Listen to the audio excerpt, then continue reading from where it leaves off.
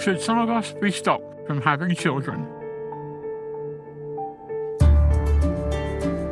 Eugenics is the controversial idea that we can improve the quality of the human race by selecting who can and who can't reproduce. It would have been better by far for them and for the rest of the community if they had never been born.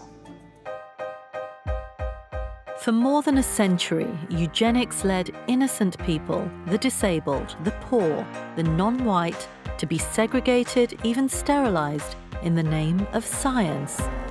It was a formative influence on Adolf Hitler and a driving force of the Nazi death camps.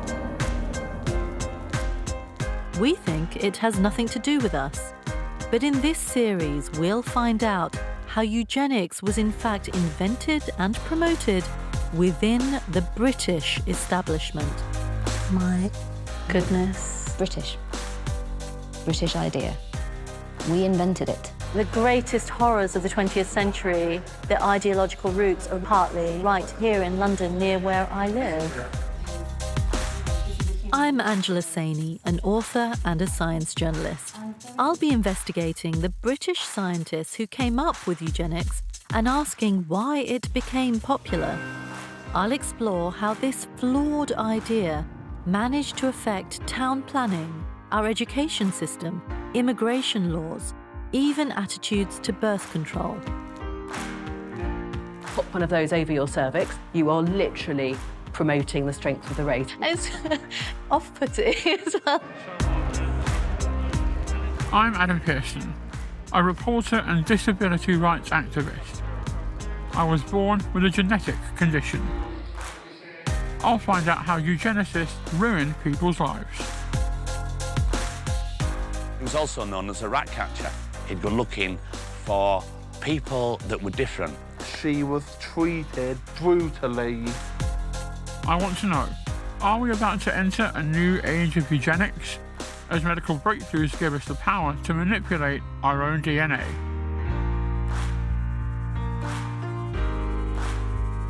There's no doubt that genetic science will bring countless benefits, but what does it mean for the disabled or anyone not considered perfect? If you're telling me that a world without me is a better world, what does that say about me? That's eugenics, isn't it? Exactly. What will the next wave of science bring, and what must we do to avoid repeating the terrible mistakes of the past? Philosophically, it's a minefield. Complete minefield.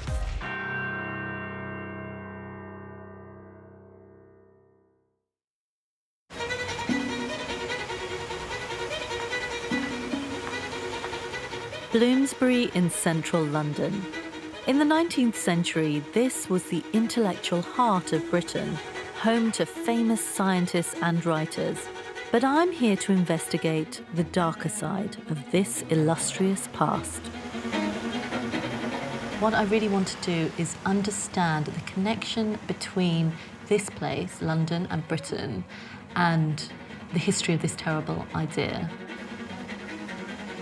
That this is the kind of thing I really want to dig deeper into. You know, where do these ideas come from? Eugenics begins with Charles Darwin's theory of evolution. Although he had no idea how it would go on to be abused, the implications were there, embodied in a creature familiar to us all.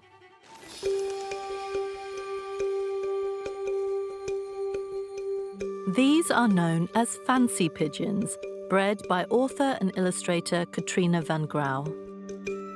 As you can see, there are lots of different pigeons of all different colours and patterns in here. There are white ones and what we call checker, there are red ones, black ones, all different colours of pigeons.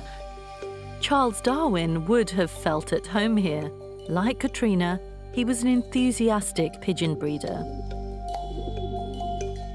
By carefully picking out the breeding partner for each bird, Darwin learned how characteristics are passed on through generations.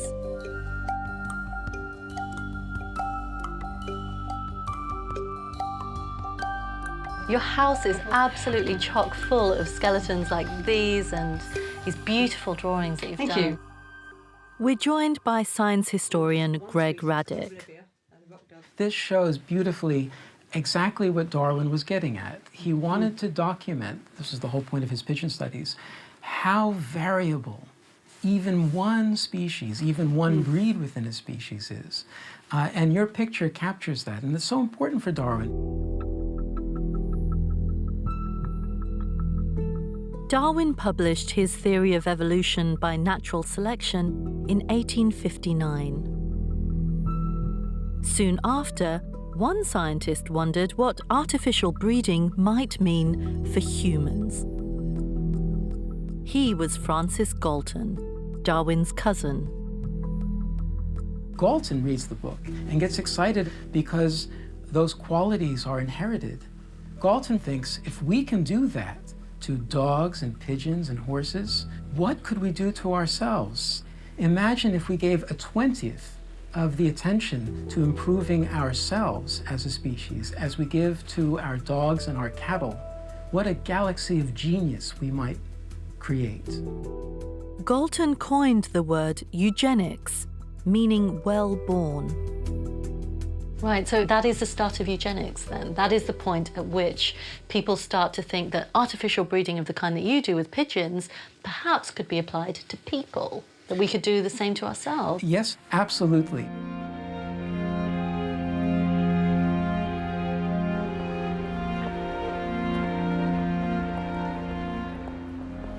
Following Francis Galton's trail leads me to University College London.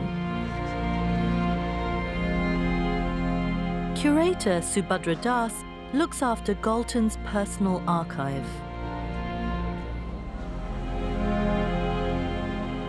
Subhadra, what is the connection between Galton and UCL, where we are now? That's a very good question. He was never a professor here. He never taught, but there's an important legacy that he left behind to this university, which was money for a professorship for Britain's, and possibly the world's, first ever chair of eugenics. So tell me more about Galton. Who was he?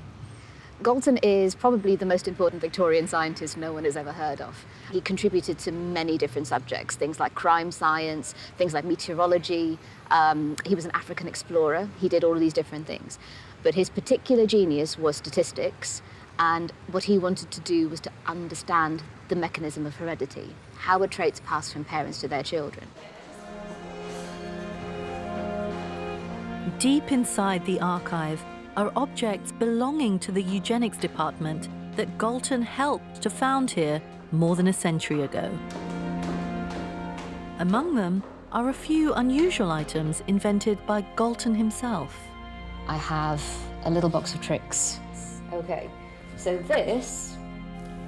So what are these? They look like gardening gloves. They do look like gardening gloves. They are gloves. Left-hand glove has been modified. So there is a piece of felt, like a little felt pocket across the top two fingers there, and we can take out a little piece of paper in there. Yep. Oh my goodness. And then the other modification is if you look in the thumb, can you see what's coming out the thumb there? And there's a needle. And the needle. Yeah. A sharp end of a needle. So what was he doing then with that needle? They are Galton's counting gloves, and what they are is simultaneously a covert counting and rating device. So it's a secret way of measuring something. Yeah, the way that it would work, if I could demonstrate to you, is like this.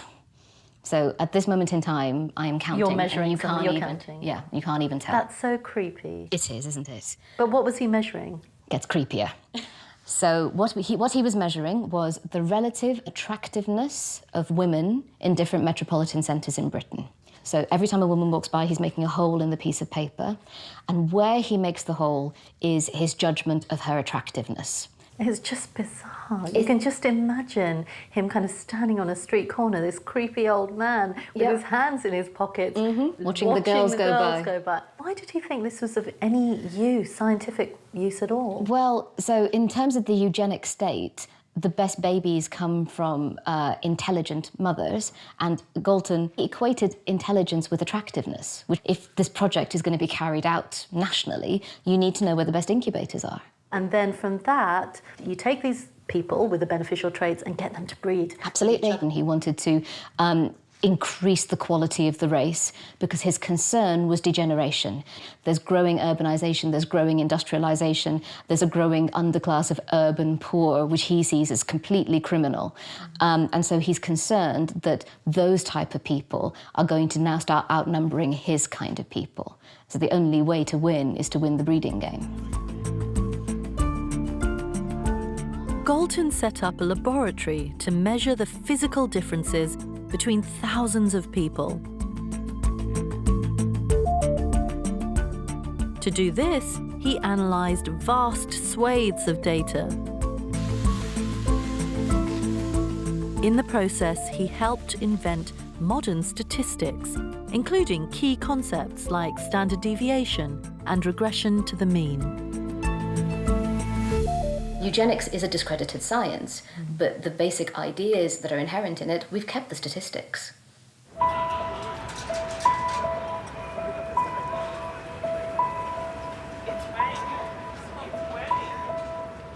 Scientists may not go around drawing beauty maps anymore, but the idea that the way you look might somehow determine your worth is still alive and well.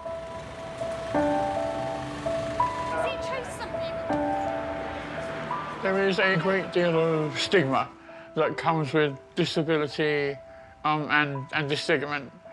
For example, I've been assaulted, I've been yelled at in the street. Things like Quasimodo, the Elephant Man, spastic, big head, freak, and camera phones coming out. If you have a disability, you're somehow less human or subhuman. If I'd lived 100 years ago, when eugenics was new, when eugenics was kind of the iPad of its time, how would my life have turned out?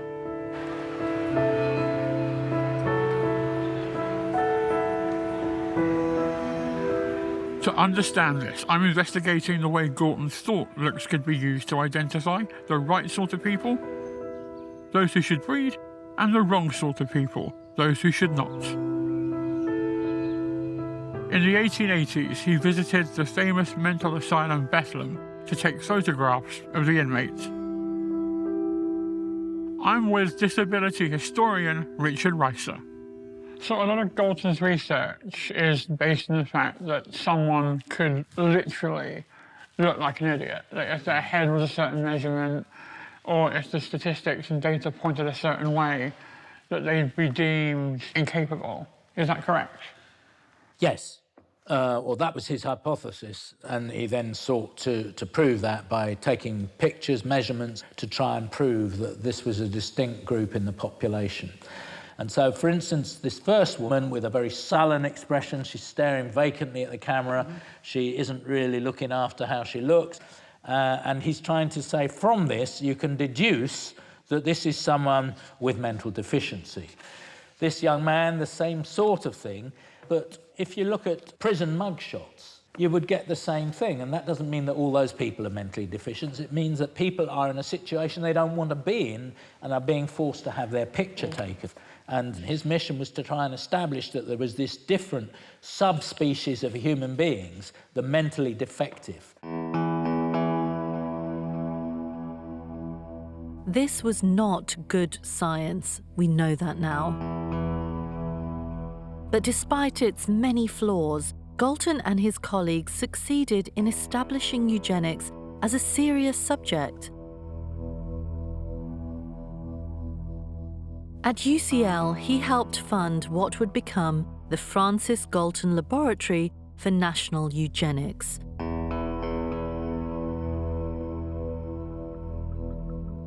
Researchers here weren't just occupied with disabled people and the so-called mentally deficient, they also turned their eyes to people of other races. In the early 1900s, we begin to see disturbing links between British researchers at UCL and race scientists in Germany. Subhadra, that is just the creepiest thing I've ever seen. So these are glass eyes? These are glass eyes. But why was this important to understand that people have different eye colours, and why? What does it matter? Well, because it's associated with racial types. So this is very similar to the eye gauge that we were just looking at, but this time it's with hair. So you'll see it says hair colour gauge, Professor Dr. Eugen Fischer. So this is an object of Fischer's design, and as you can see, there's different hair colours represented. So I would be somewhere here, 27. Well, both of us would, over here, 27. Exactly. And this device is specifically designed to measure the relative whiteness of mixed heritage people, and he is measuring the relative whiteness of people who are the children of European soldiers and native African women. This object has a sinister history. It was used in the early 1900s as German imperial forces quashed an uprising in their colonies in southwest Africa, murdering as many as 80,000 people in the first genocide of the 20th century. The designer of the hair gauge, Eugen Fischer, experimented on prisoners, injecting them with tuberculosis and smallpox and measuring decapitated skulls. Fischer wrote books condemning racial mixing and justifying white racial superiority. His work would directly influence Hitler and Nazi policy. And just 2 years after the end of the genocide in southwest Africa, the Fischer hair gauge ended up here at UCL to be used by this man. Professor Carl Pearson was Galton's protégé and the first chair of national eugenics after Galton died. Professor Gavin Schaefer, a historian, has looked at the research that Pearson carried out in London's East End to build his theories of racial difference. Gavin has a personal connection to this. My great-grandparents would have lived in this neighbourhood. They, in fact, did just live up the road. And I am part of well, like so many of us are, I am part of the story that you're telling.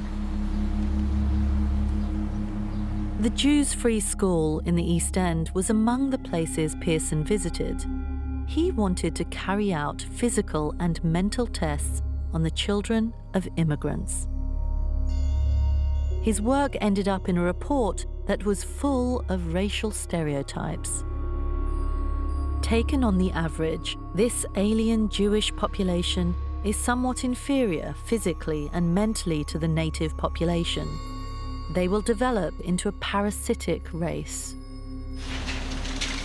Pearson's claim was that the British race was degenerating. The eugenic solution was to stop Jewish immigration. The argument that he's trying to make is if it can be shown that this immigrant population is weaker, worse than the general population, then there is a case for not allowing more of them to come to Britain.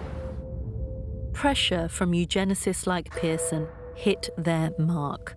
Laws passed before and after the time of the First World War placed tougher restrictions on immigration. The work of eugenicists feeds into social thinking. As politicians are deciding to restrict immigration, to stop poor immigrants coming from Eastern Europe if they possibly can, their ideas are shaped by social Darwinist, eugenical thinking on racial superiority and inferiority. So today, do you think we still live with a legacy of those ideas? I mean, do we still think in these terms now? Immigrant communities, refugee communities continue to face hostility, to be targeted by legislation that tries to keep them out. We still want to keep a fence around our nation. And whilst I don't think it would be fair to say that the principles keeping up that fence are now eugenical, it probably doesn't feel that different when you're on the wrong end of it.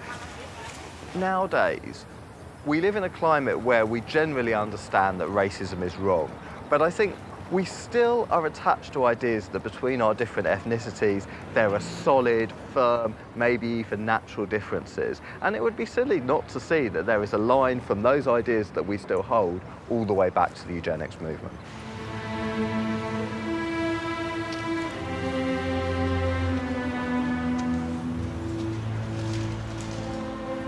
In the years leading up to the First World War, These eugenic fears that the British race was getting weaker alarmed senior politicians, both Liberal and Conservative. Winston Churchill, who became Home Secretary in 1910, was an influential advocate of eugenics. The unnatural and increasingly rapid growth of the feeble-minded and insane classes, coupled as it is with a steady restriction among all the thrifty, energetic and superior stocks, constitutes a national and race danger which it is impossible to exaggerate. The growing intellectual enthusiasm for eugenics was captured in this film, presented by leading British biologist Julian Huxley. Here is a man who, although normal, comes from a mentally defective family. Here is his wife, who is also normal. They have had 17 children. 7 children are all mental defectives. How has this disastrous state of affairs come about? If we examine the pedigree of this family, we find that although the father and mother of the youngest generation are both normal, the father's brother was insane. We thus see how mental deficiency has passed from one generation to another. But it would have been better by far, for them and for the rest of the community, if they had never been born. British eugenicists campaigned hard to ensure that so-called feeble-minded families were removed from the national gene pool. The result was the Mental Deficiency Act of 1913. Thanks to opposition from the Catholic Church and some MPs, it stopped short of an official sterilisation programme. Instead, dozens of colonies for what they called the mentally deficient were set up. In institutions such as this, all over the country, mental defectives are cared for. These are children who are helpless in every way and need constant attention. At the height of the operation of the Act, up to 65,000 people were kept in these colonies.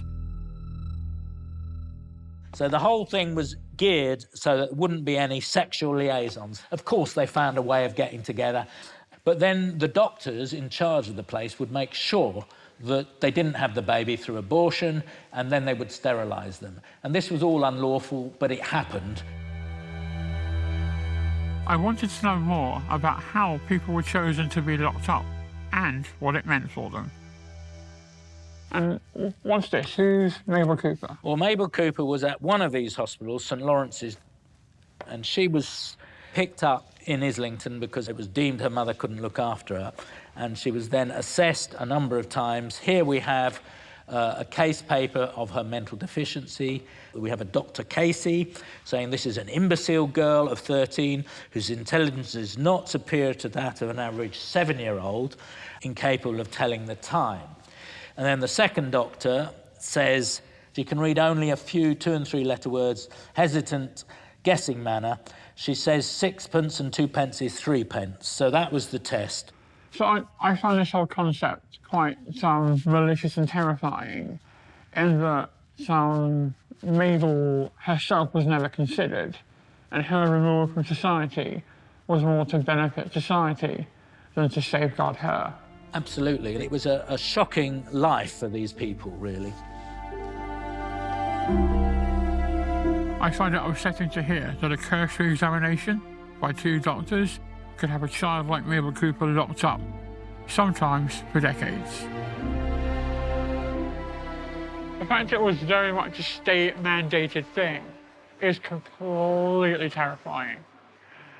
You know, there's still an undertone of that, but it's not written in law. It's more put out on Twitter by idiots now. It was very much a well-respected, well-thought-through science by a lot of really high-profile people. Like, even Churchill was a eugenicist. They don't mention that in the films and the books, but very much a eugenicist.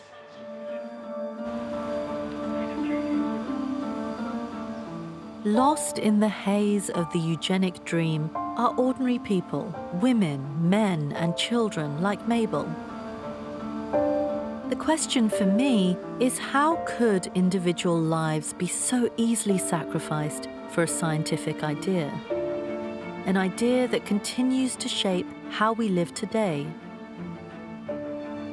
At the Wellcome Trust in London, Dr. Bonnie Evans takes me through the writings of a child psychologist whose job was to measure children's intelligence to help implement the Mental Deficiency Act. Cyril Burt is a psychologist. He's the first official psychologist appointed to the London County Council in 1913, and he was an incredibly powerful person. Burt came up with his own tests to assess a child's mental capacity. Today, we would call this an IQ test. This one is comparing lines, looking at which line is the longest or the shortest. These ones are to do with comparing faces, so children will be asked to look at the differences in the facial features. A child who failed could be sent to an institution. As a eugenicist, Cyril Burt was convinced that intelligence was mostly inherited. To him, a child he considered to be mentally feeble probably couldn't be helped. In 1933, he becomes professor of UCL at UCL, and he works very closely with government on many consultative committees on education. When, after the war, new moves are made to extend education and to make secondary education available to all, Burt's ideas of classifying and dividing at age 11 are used.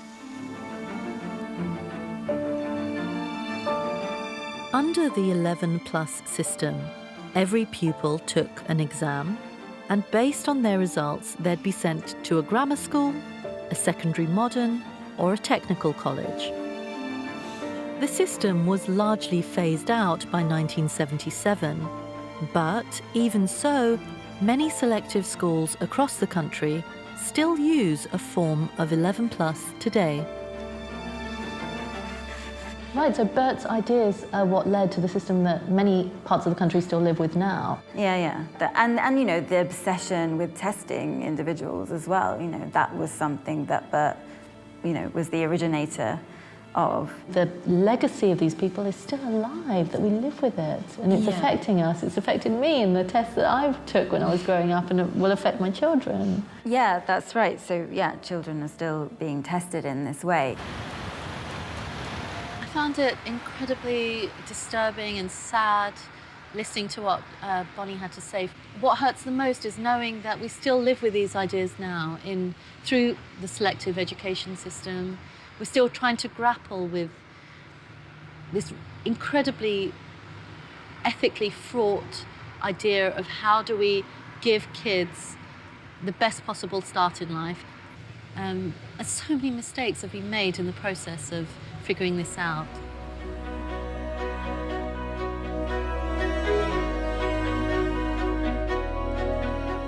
During the interwar period, a time of technological optimism, many believed eugenics offered a rational, scientific answer to social problems. Even some of the most progressive members of society, people I think of as heroes, imagined that eugenics might make Britain better. This is the site of an early birth control clinic, opened in London in 1925 by feminist pioneer Marie Stopes. I've always admired her. But there's another side to the Stopes story, one that lies in the vaults of the Science Museum. Tell me more about Marie Stopes. What kind of person was she? I suppose I always see Marie Stopes as somebody who knew she was right, and she was utterly convinced that her way of doing things was the only way of doing things. She definitely broke a lot of taboos. At that point in time then, how important was birth control to people? Were people using contraceptives generally? It was probably more of a middle-class thing. More educated people knew what to do and how to go about it. But this was not the case with the working classes.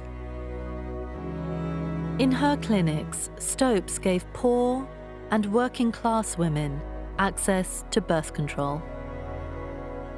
Why did that bother her? Why did she care so much that working classes weren't getting access to contraceptives? I think what's important for us to understand is that at this time, birth control was really synonymous with eugenics. Right, OK. So that's not something that we make the connection for today at all. It's very much a personal choice. But certainly in the interwar period, eugenics and birth control go hand in hand. They're almost the same thing. They were worried that particularly the middle classes, or the more prudent, careful and healthy people, were producing children at a much slower rate than the imprudent and feckless and people who are less physically strong, who were producing children at a rate that they found very alarming. Not only was it the theory behind her work, but actually it was very much part of the brand. So we've got here 2 examples of a cervical cap, and it's just classic barrier method of contraception. But if you look more closely at these caps, you can actually see the words pro-race on them. So literally, if you're about to have sex and you pop one of those over your cervix to make sure you don't get pregnant, you are literally promoting the strength of the race by doing that, and you've got it written over your cervix. It's quite shocking. It is. It's off-putting as well, I imagine. I suppose really instead of improving diet and housing, the idea was that they were poor because they were being profligate and having too many children, and therefore if you tackle that angle, then the health of society would improve. And it was incredibly complicated because often, working women themselves would be desperate not to have any more children. I mean, there's heartrending letters of them, writing in and saying, we know that there is a way of stopping this. How do we stop it? Because, if you can't afford to care for the children you've got, then you don't want any more. And that is why Marie Stopes was such a pioneering feminist figure and so important for women, because she gave us that freedom. She allowed us to be able to have the choice not to have more children than we wanted. And, I mean, that's the complexity of her legacy then, I suppose. That on the one hand, we know she was a eugenicist. She has race written on the same contraceptives that she was handing out, but at the same time, she liberated us.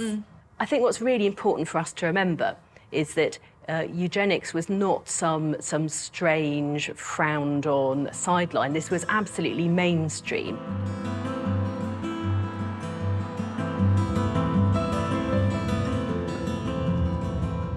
I wanted to know more about the victims of eugenics, the people in the 1920s and 30s who were locked up in colonies for the so-called mentally deficient.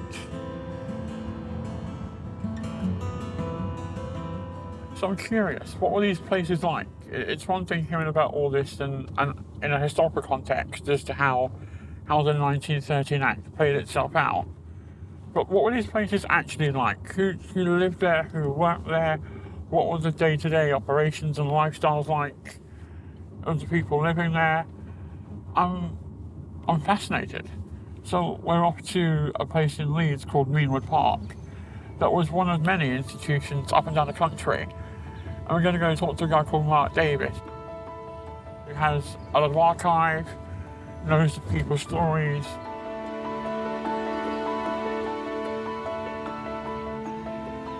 This particular block here is the old mansion. The house, 87 people. It was pretty tough. You came in here and the first thing they did was segregate the sexes, because it's all about stopping them procreating, you see. So you would have the male and female separated. They'd put you to work. If you were bad, they'd put you in seclusion cells. They'd have you scrubbing, they'd have you doing all sorts of things. It sounds a lot like prison. Yeah, essentially. And anybody coming here is a mentally defective. It was always classed once mentally defective, always mentally defective. So it was really an arbitrary life sentence. You didn't get out. You wasn't ever going to get out. And of course, when you take that kind of thing away from somebody, you take away the most precious thing, which is hope itself, because without hope, what have you got? Mark tells me the story of Samuel Wormold. He was an enthusiastic and terrifying county official whose job was to select potential inmates. There was a chap employed as what they call the executive officer, and he was a eugenicist, and he was called Samuel Wormold.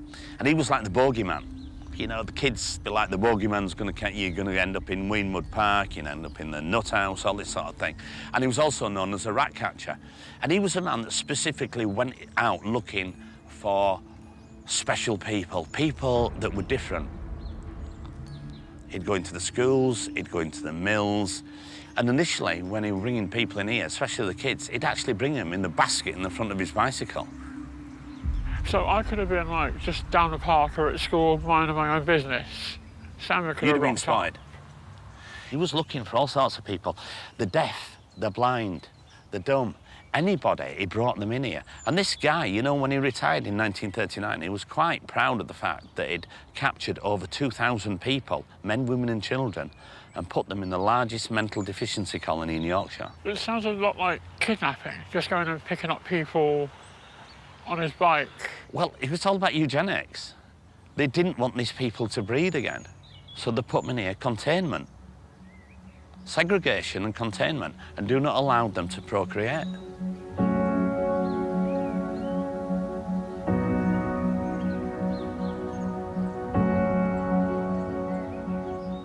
Reading Mark today was good, but also kind of sinister. Before I started this journey, I'd only heard of eugenics in kind of vague generalities, kind of the cliche, oh, it were well rough back in there. Whereas to come and talk to someone who's passionate about it and knows about it and has essentially made it his life. To hear kind of people were here for 50, 60 years for no good reason. And if I'd have been born here in like the 20s, as opposed to Croydon in the 80s, I'd have been picked up by some nutter on a bike, and I'd have been here for the rest of my life. It's just terrifying.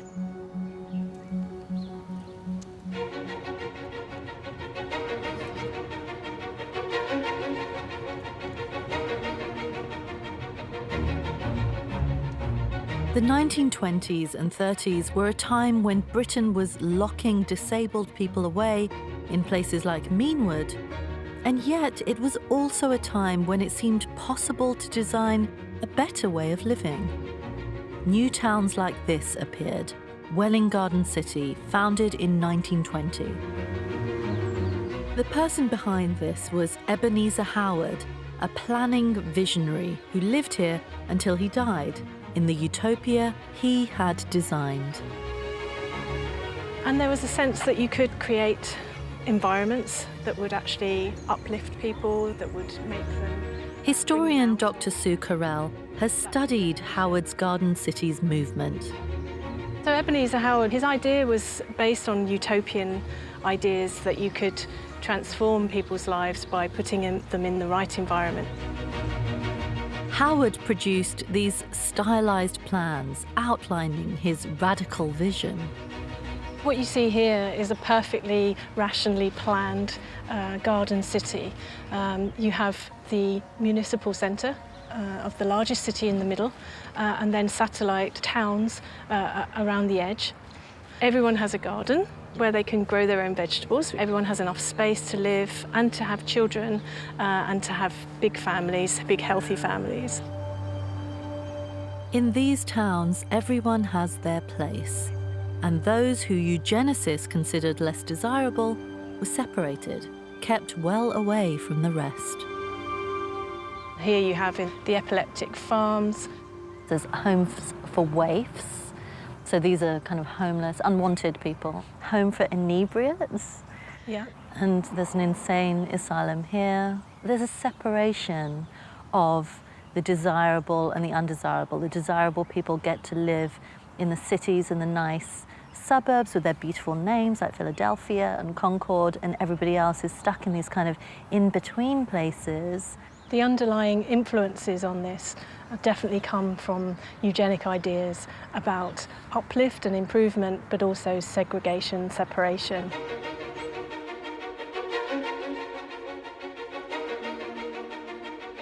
Many influential interwar figures were drawn to eugenics.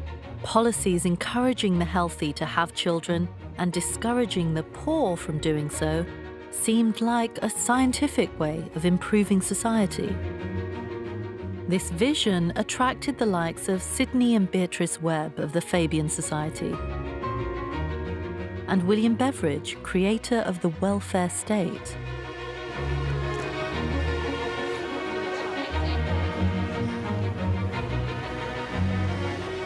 I think that's what I learnt in Welwyn Garden City. Here is a place that I could see myself living, and it was built on these principles of living a healthy, positive life in a society built on very rational, scientific principles. This idea that we can create a utopian future, that we can use the science and technology of the time to solve society's problems. I can't help but wonder if I had been around at that time and been part of those intellectual circles, whether these ideas would have appealed to me too. And that's quite a disturbing thought.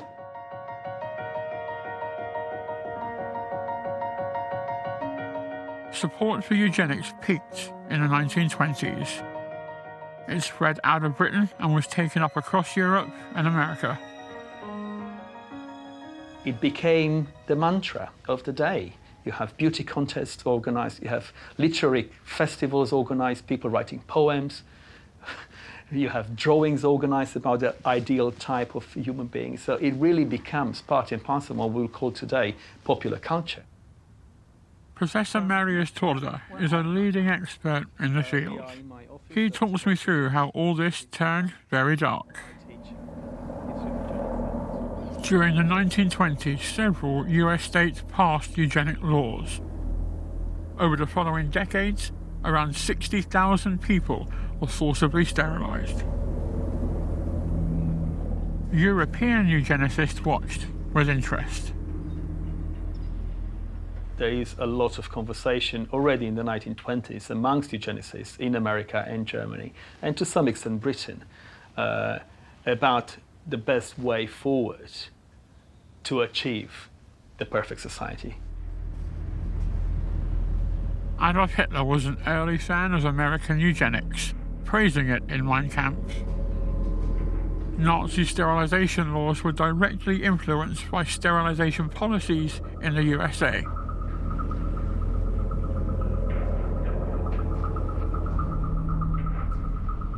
It's impossible to blame the Holocaust on any one thing.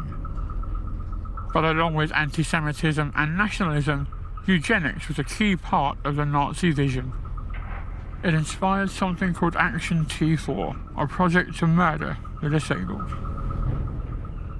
With respect to eugenic arguments, I think the T4 program is in a way illustrative of how the Nazi regime saw the creation of the internal cleansing of the national body, getting rid of all the weeds, defectives, people who don't conform, and indeed do not tolerate any form of disability whatsoever. Action T4 began in 1939. Hitler ordered his personal doctor, Karl Brandt, and SS officer Philipp Bühler to implement a program to kill people considered to carry hereditary defects. During the 1930s, the Nazis funded films and posters stressing how much people with hereditary illnesses cost the taxpayer.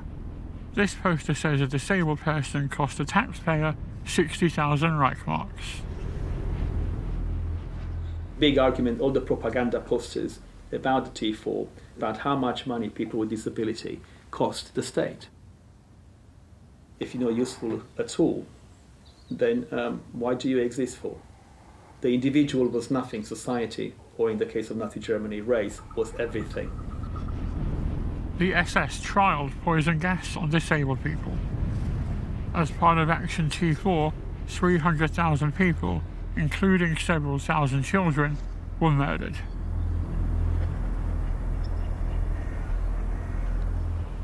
As I've been learning on this journey, Hitler's theories of racial hygiene didn't emerge out of a vacuum. They arose out of a scientific and political context that was part of the mainstream here in Britain. It's a history that curator of the Galton collection, Subhadra Das, has also struggled with.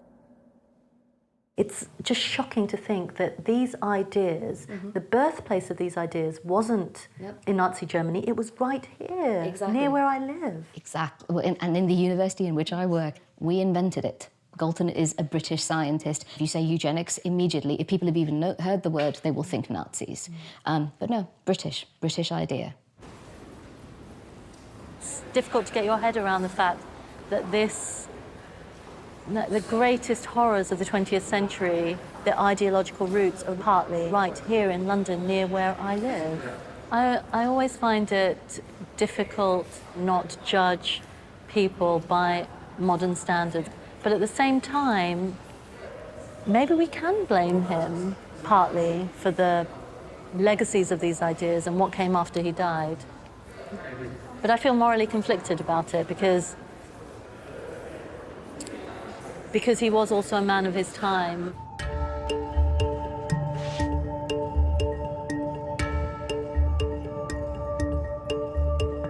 I want to find out, how do modern-day scientists reflect on this complicated legacy?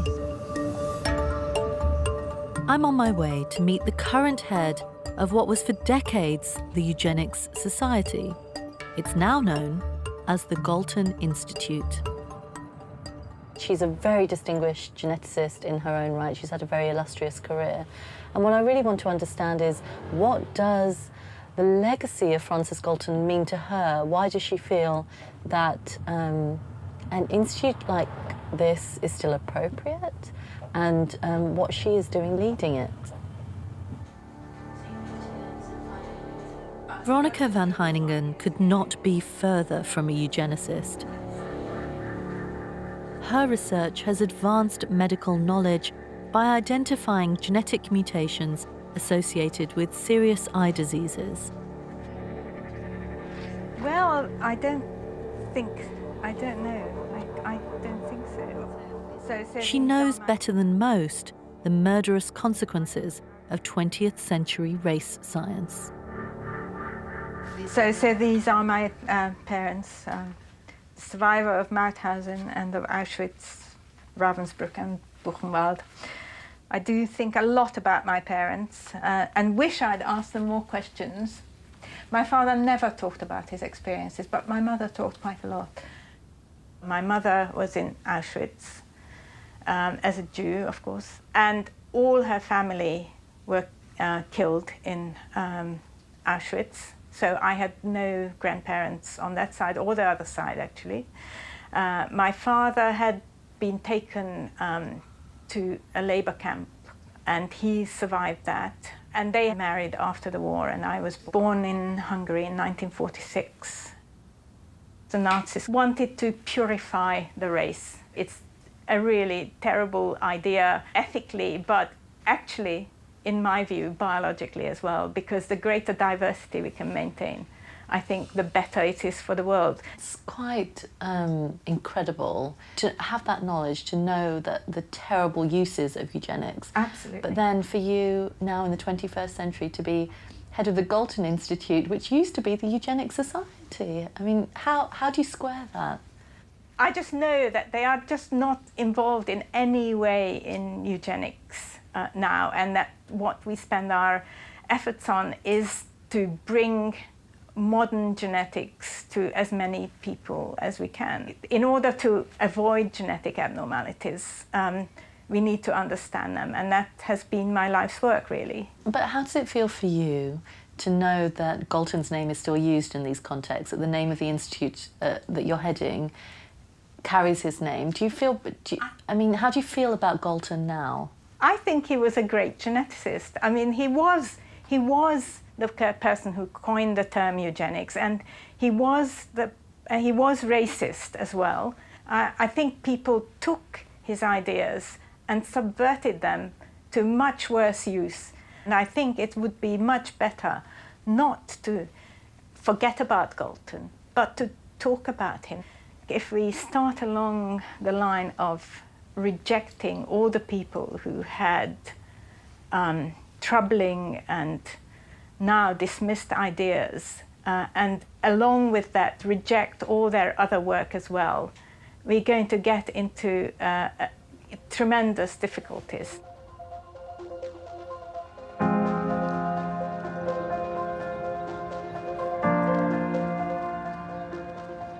I think it's very risky to judge people by the standards of our time for obvious reasons. We know all the terrible things that happened in the 20th century, the consequences of eugenics, but they didn't know that. Because the view was that eugenics could have offered this glittering, wonderful new society very quickly, this utopia. And I guess that's a lesson for us now, to be careful when new science comes along, to not rush to deploy it in the real world, to think about the consequences of it and be careful.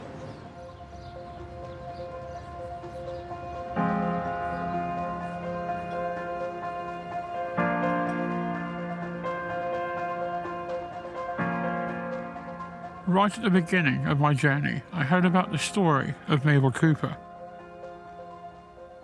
She was locked up in 1957 after a cursory examination by 2 doctors. There is no way you can escape these walls. Mabel spent 2 decades in an institution, but as I found out, it wasn't the end of her story. Right. Welcome to Paradise Fields. While you are here, you will be doing daily chores. I'm in East London with theatre company Access All Areas. They've researched Mabel Cooper's life through a play about her experiences. On your marks.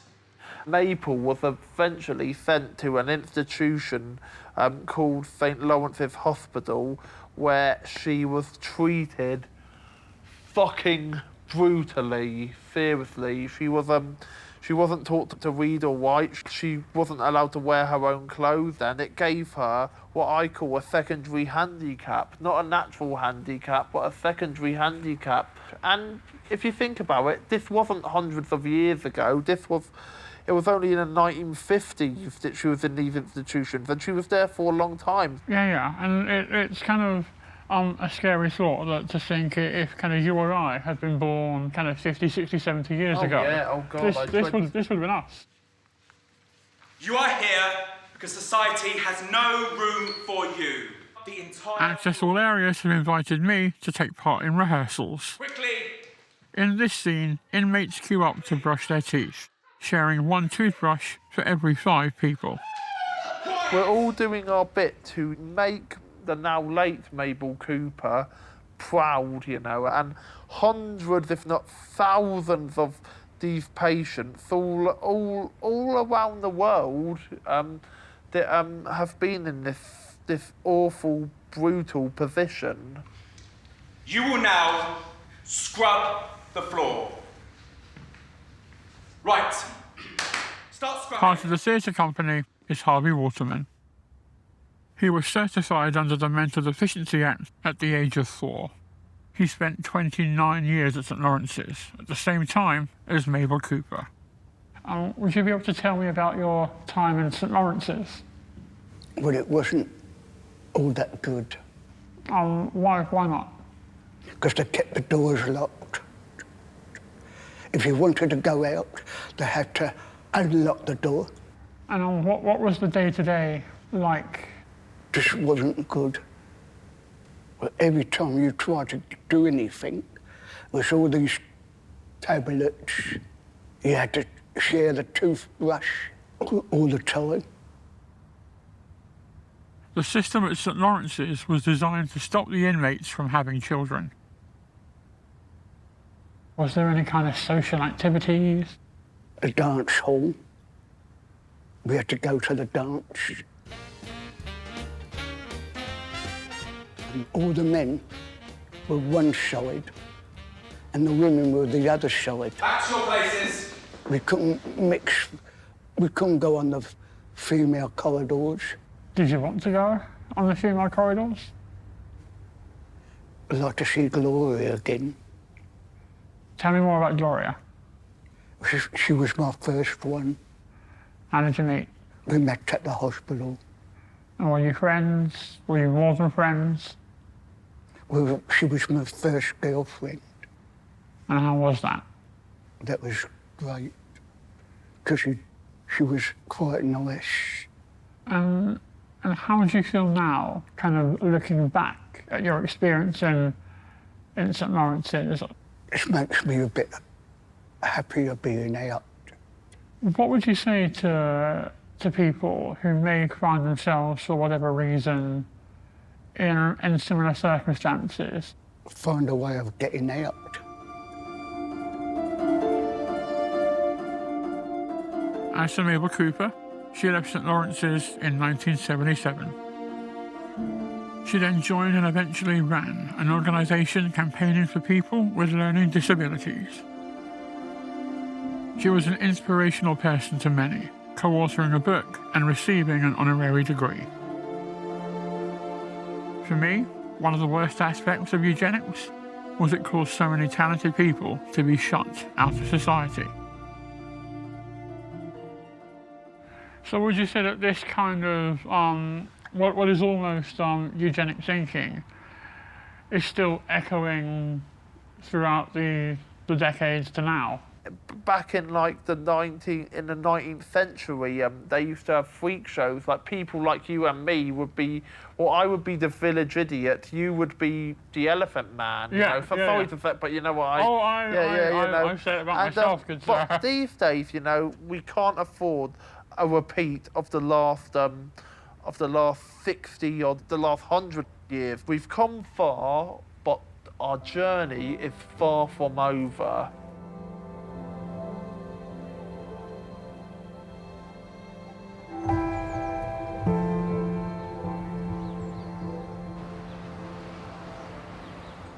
After my experiences at Access All Areas, I've decided to come on a small pilgrimage. So where I'm standing is all that now remains of what was St Lawrence's. The railings and the pillars are all that stands. There's a blue plaque to commemorate the whole thing. So what lies beyond him now is actually a very nice housing estate. So I've not necessarily come here to see St Lawrence's because it doesn't exist anymore. I just wanted to come and see what they would look out on, what they would see as a world that I very much take for granted, and to see the actual physical parameters of their existence. For them, this would have been like a harsh reality. The basic freedoms that I take for granted, like the ability to pop round the corner for a coffee or pop over the road for a pint, just would not have existed. It's a bit haunting, really.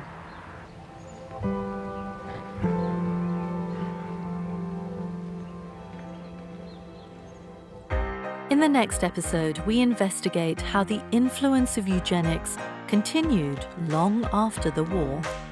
We have 8 million sterilization happening in India within 1 year. That's shocking. 8 million. And do recent medical breakthroughs, combined with prejudice, mean we're about to enter a new era of eugenics? I think we need to kill these people, at the very least imprison them.